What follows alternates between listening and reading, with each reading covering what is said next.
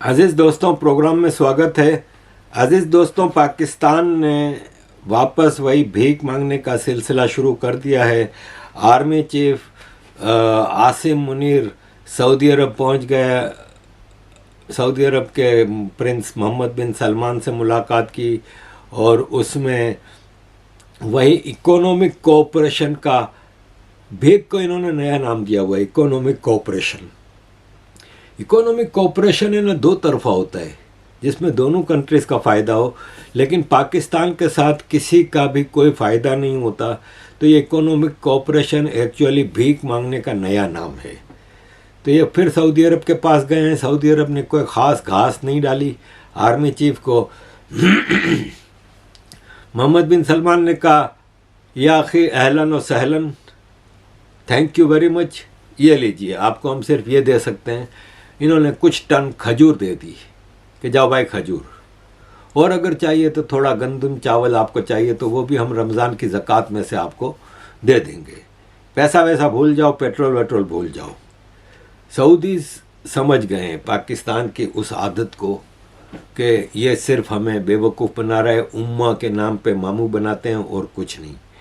अजीज़ दोस्तों, इकोनॉमिक चीज़ें किस तरह चल रही हैं उस पर जाने से पहले मैं सिर्फ ये आपके सामने रखूँगा कि ये शहबाज शरीफ ने लाहौर में mines and minerals of Balochistan को किस तरह निकाला जाए उसके लिए मीटिंग की। बलूचिस्तान के minerals, copper, gold, petrol, gas, iron, कोयला, ये सब बलूचिस्तान से कैसे निकाला जाए। अब गौर करने वाली बात यह है कि शहबाज शरीफ ये मीटिंग लाहौर में क्यों कर रहे हैं। लाहौर पाकिस्तान का कैपिटल नहीं, लाहौर बलूचिस्तान का कैपिटल नहीं, लाहौर पंजाब का कैपिटल है। या तो आपको ये मीटिंग करनी थी कोयटा में, बलूचिस्तान के प्रोविंस के कैपिटल में, या फिर पाकिस्तान के कैपिटल इस्लामाबाद में करते। लाहौर में करने का मतलब यह है कि बलूचिस्तान की ज़मीनों से दौलत लूट के पंजाब कैसे लाई जाए। यह शावनिस्ट पंजाबी माइंडसेट है जो पाकिस्तान के ऊपर रूल कर रहा है। अजीज दोस्तों, प्राइम मिनिस्टर शहबाज शरीफ ने कहा है कि हमको कशकोल की पॉलिसी ख़त्म करनी होगी। कशकोल बैगिंग बॉल को कहते हैं, भीख मांगने का टोकरा होता है ना जो, उसको कशकोल कहते हैं। तो हमें कशकोल की पॉलिसी अब छोड़नी होगी।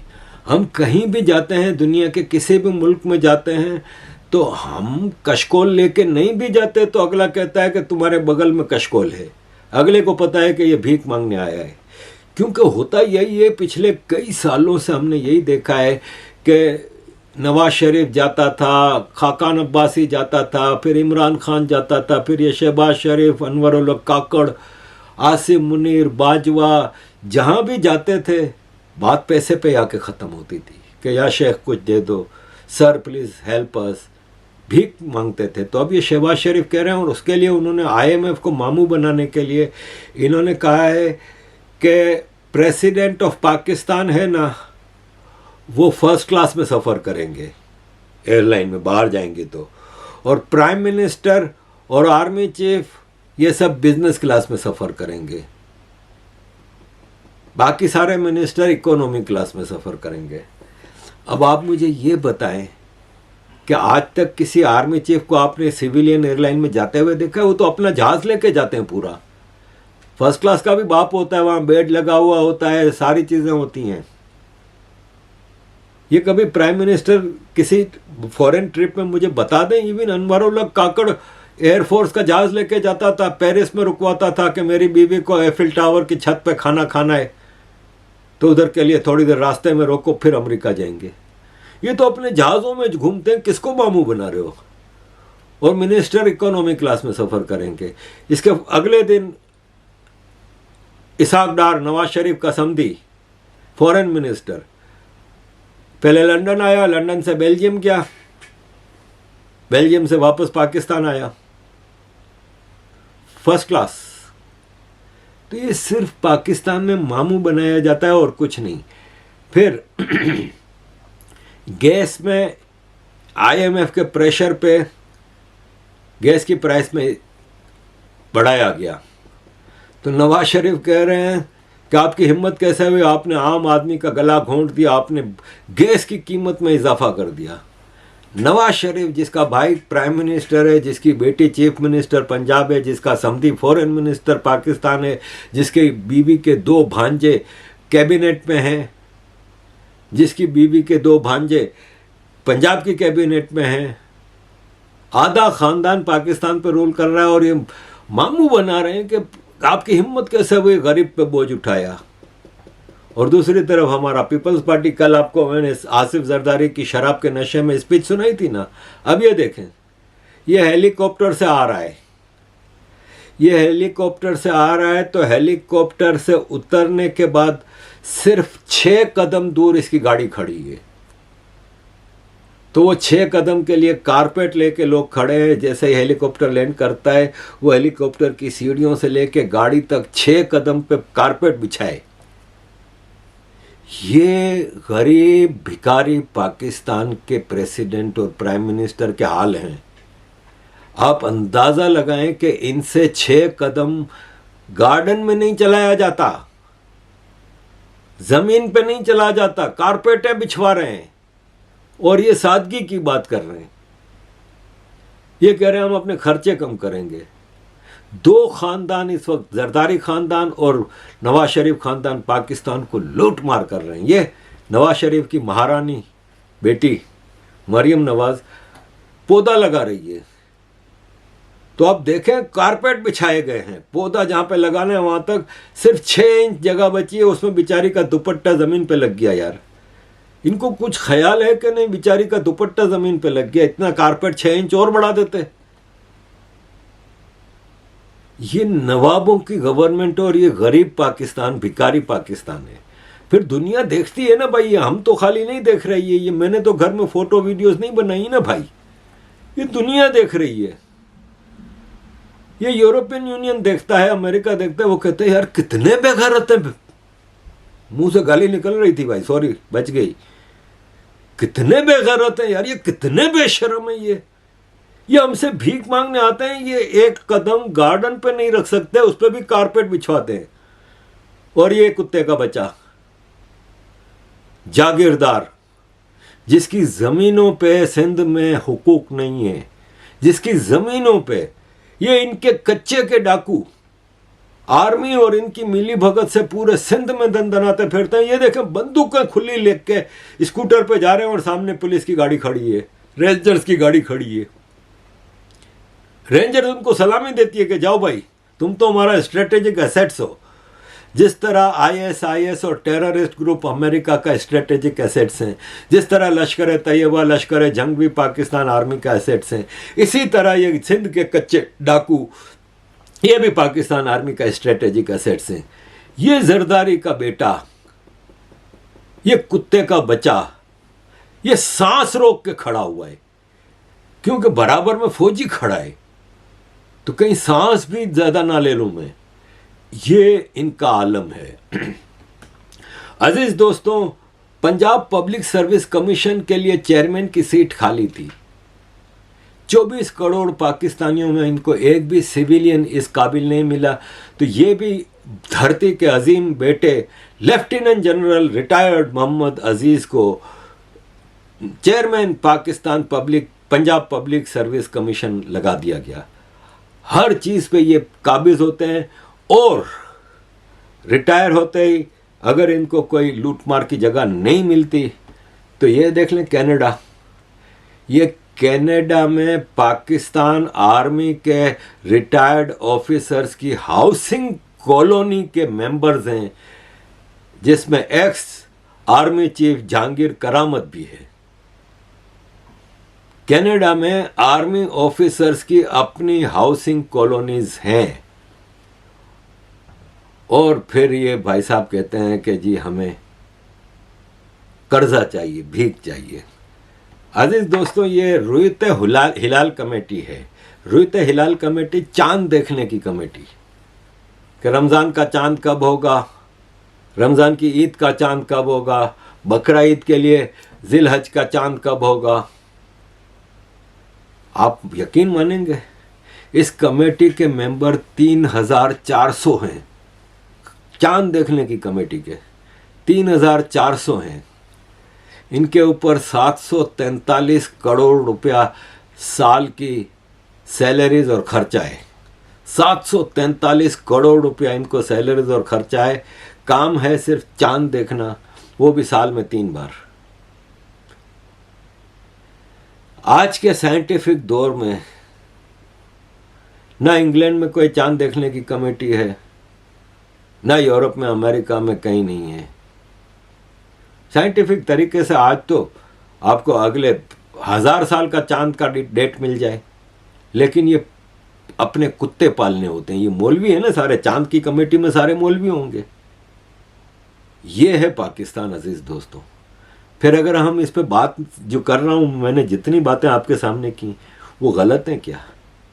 अब पाकिस्तान का IMF से एक टेम्पररी जो स्टैंड बाय एग्रीमेंट था, उसका फाइनल स्टेज था, वो 11 अप्रैल को एक्सपायर हो रहा था। उस पर एग्रीमेंट हो गया है, स्टाफ लेवल एग्रीमेंट हो गया, जिस पे प्राइम मिनिस्टर शहबाज शरीफ, आर्मी चीफ और सदर पाकिस्तान ने मुबारकबाद दी है कि हमें भीख मिल रही है। अब ये स्टैंड बाय एग्रीमेंट IMF की बोर्ड ऑफ डायरेक्टर्स की मीटिंग में रखा जाएगा और एंड ऑफ अप्रैल तक पाकिस्तान को 1.1 बिलियन आखिरी किस्त मिल जाएगी। शहबाज शरीफ ने कहा है कि इसके बाद हम 24वें प्रोग्राम में जाएंगे। अब तक पाकिस्तान ने IMF से 23 प्रोग्राम यानी 23 टाइम्स लोन ले ली है। पाकिस्तान इस बार IMF से कह रहा है कि हमें इजिप्ट की तरह लोन दो। इजिप्ट को पिछले 2 साल में तकरीबन European union, IMF, world bank, Islamic development bank, Asian development bank, African development bank और कुछ अरब कंट्रीज़ की तरफ से मिला के तकरीबन 45 से 50 बिलियन डॉलर मिले हैं। और ये सीपेक की तरह के नहीं है कि सीपेक का जो 70 बिलियन डॉलर पाकिस्तान के मत्थे पे मारा गया था, वो तो सब चाइना ने अपने हाथ से ही खर्च किए हैं। उसमें आधे से ज़्यादा तो कमीशनों पे और उस पे चले गए, और बाकी जो थोड़ा बहुत था वो समझ लो कि पाकिस्तान के हिसाब किताब में आया। तो अजीज़ दोस्तों, ये जो 24वां प्रोग्राम है, इस पे पाकिस्तान ने अभी तक फिगर क्लियर नहीं रखा, क्योंकि उनको पता नहीं है कि कितना मिलेगा, कितना मांगना चाहिए। अब एक मिसाल है कि मैं तकलीफ़ में हूँ, मेरे को भीख चाहिए, मेरे को कर्ज़ा चाहिए, तो मैं किसी दोस्त के पास जाऊँगा जिसकी अच्छी हैसियत है और मैं उससे कहूँगा कि यार मुझे कुछ पैसा चाहिए। तो अब मैं देखूँगा कि यार वो मुझे कितना देगा, ये नहीं कि कितना दे सकता है, क्योंकि वो दोस्त तो बिलियनर है, जैसे IMF। ठीक है, IMF तो 100 बिलियन भी दे सकती है। बात ये नहीं कि वो कितना दे सकता है, वो कितना देगा। तो मैं देखूँगा कि यार जो ग्राउंड रियलिटी है इसमें मुझे ये 500 पाउंड तो दे देगा, तो मैं 500 पाउंड मांगूंगा, हालांकि मेरी ज़रूरत तो 1,00,000 पाउंड है। यही हाल पाकिस्तान का है। पाकिस्तान की कोशिश है कि 15 बिलियन डॉलर IMF दे दे, लेकिन पाकिस्तान 8 बिलियन से शुरू करेगा, फिर वहाँ पे माहौल देख के बात की जाएगी। उसके लिए पाकिस्तान, जैसे अभी मैंने बताया कि शहबाज शरीफ ने कहा है कि प्रेसिडेंट फर्स्ट क्लास में सफ़र करेगा और प्राइम मिनिस्टर और आर्मी चीफ बिजनेस क्लास में, इस तरह के आर्टिफिशियल कॉस्मेटिक चीज़ें करके IMF को मामू बनाने की कोशिश तो हो रही है, लेकिन IMF भी IMF है और फिर अमेरिका के ऊपर डिपेंड करता है कि आया पाकिस्तान ईरान गैस पाइपलाइन जो है उस पे आगे बढ़ता है, चाइना के सीपेक को वाइंड अप करता है कि नहीं। अगर ये नहीं करेगा तो फिर अमेरिका बहादुर भी कहेगा कि चल भाई ठीक है, तुझे हम 4 बिलियन दे रहे हैं या 6 बिलियन दे रहे हैं या 8 बिलियन दे रहे हैं, या 8 बिलियन भी किस्तों में मिलेंगे, 1-1, 2-2 बिलियन की किस्तों में। पाकिस्तान का गुजारा नहीं होना अगले 2 महीने 10 दिन में, बल्कि 2 महीने ही, अब तो 28 मार्च तो हो गई, मई और जून, 30 जून तक पाकिस्तान को अभी भी, जहाँ तक हमें अभी कंफर्म फिगर नहीं पता, इसलिए कि कहाँ कहाँ से लोन्स रोल ओवर हुई हैं। सऊदी अरब ने 2 बिलियन रोल ओवर कर दी, इमारात ने 2 बिलियन रोल ओवर कर दी, चाइना ने 3.5 बिलियन रोल ओवर कर दी, और कहाँ कहाँ से रोल ओवर हुई हैं। क्योंकि जो पाकिस्तान का फॉरेन एक्सचेंज रिजर्व है ना, वो घटा है, बड़ा नहीं है। 3 महीने पहले 8 बिलियन था तो अब 7 बिलियन, 8 बिलियन कुछ था तो अब 7 बिलियन कुछ है। कितनी पेमेंटें बाकी हैं लोन रिपेमेंट की और इंटरेस्ट की। इसके अलावा इंपोर्ट बिल भरे पड़े हैं। आपके पास पैसा नहीं है कि आप अपने इंपोर्ट के लिए डॉलर्स क्लियर करा सकें। तो कितना पाकिस्तान के पास अभी 30 जून तक अदा करना है, ये सिचुएशन इज़ नॉट क्लियर। जहाँ तक हमने अपने सोर्सेज से, क्योंकि मैं काफ़ी पाकिस्तान के अब इकोनॉमिस्ट से कांटेक्ट में हूँ, और मैंने शब्बर जैदी साहब हैं जो फेडरल ब्यूरो ऑफ रेवेन्यू के जो चेयरमैन रहे थे इमरान खान के दौर में, और जो खुल के बोलते हैं, जिनकी 2-3 वीडियोस भी आपको मैं दिखा चुका हूँ, उनसे मेरी बातचीत हुई थी। और मतलब रमज़ान से पहले बातचीत शुरू हुई थी इंटरव्यू के लिए। फिर एक दिन उन्होंने कहा, उस वक्त मैं यहाँ सुबह 8 बजे थे और मुझे अपने बेटे के कॉलेज जाना था और ऐसा कुछ था, तो मैंने उनको कहा कि अभी तो मैं नहीं ले सकता 8 बजे। अचानक उन्होंने कहा अभी ले लो। तो इस तरह अब मैं कोशिश कर रहा हूँ। वो उनके पास सही इकोनॉमिक सिचुएशन होती है, उनका जैसे इंटरव्यू होगा मैं आपके सामने रखूँगा। इसी तरह जियो न्यूज़ के जो यूरोप के हेड हैं मुर्तज़ा अली शाह, उनसे भी मैं फ्राइडे को इंटरव्यू लेने जा रहा हूँ। और इसी तरह लंदन के मेयर के लिए तरुण गुलाटी साहब सादिक खान के मुकाबले पे इंडिपेंडेंट कैंडिडेट के तौर पे खड़े हुए हैं। तरुण गुलाटी साहब से भी फ्राइडे को मैं इंटरव्यू लेने जा रहा हूँ।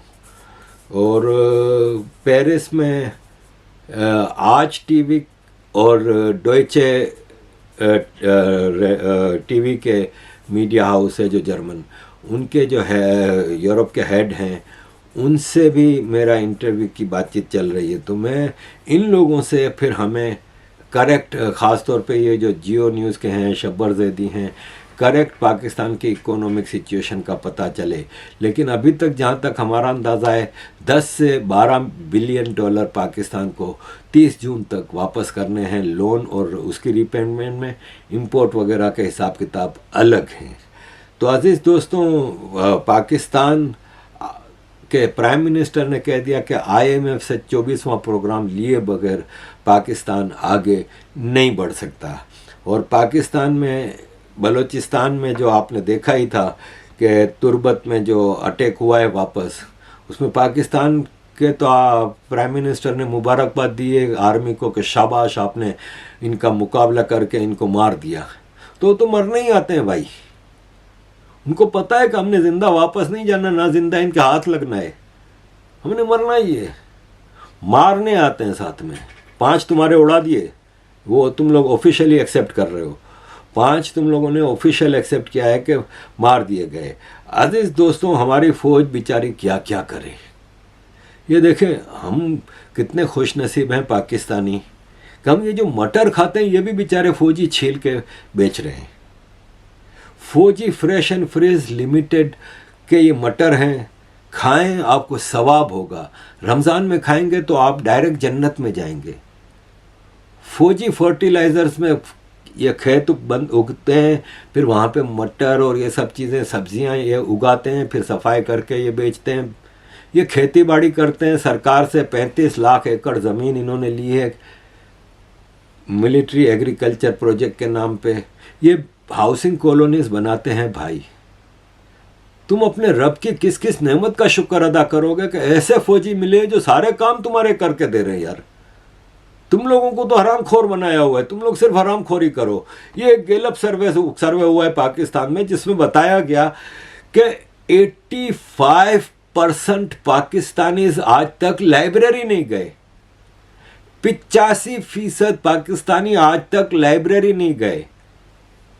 80% पाकिस्तानी रेगुलरली मजार पे जाते हैं। 95% पाकिस्तानी मुसलमान मर्द मस्जिद रेगुलरली जाते हैं। 85% पाकिस्तानी आज तक लाइब्रेरी नहीं गए। इस पाकिस्तान से आप और क्या उम्मीद रखते हैं? इस पाकिस्तान से आपको और क्या एक्सपेक्टेशंस हैं? अभी आपके लिए क्या करे बेचारी फ़ौज? आपके लिए इतना कुछ तो करके देती है, फिर भी तुम लोग पाकिस्तानियों नाशुक्रे हो। तुम लोग बिल्कुल ही नाशुक्रे हो। इस फ़ौज ने इतना कुछ करके दिया है तुम लोगों को, इनके पाँव धो के पियो। थैंक यू वेरी मच अजीज दोस्तों for all your support. Kindly keep supporting.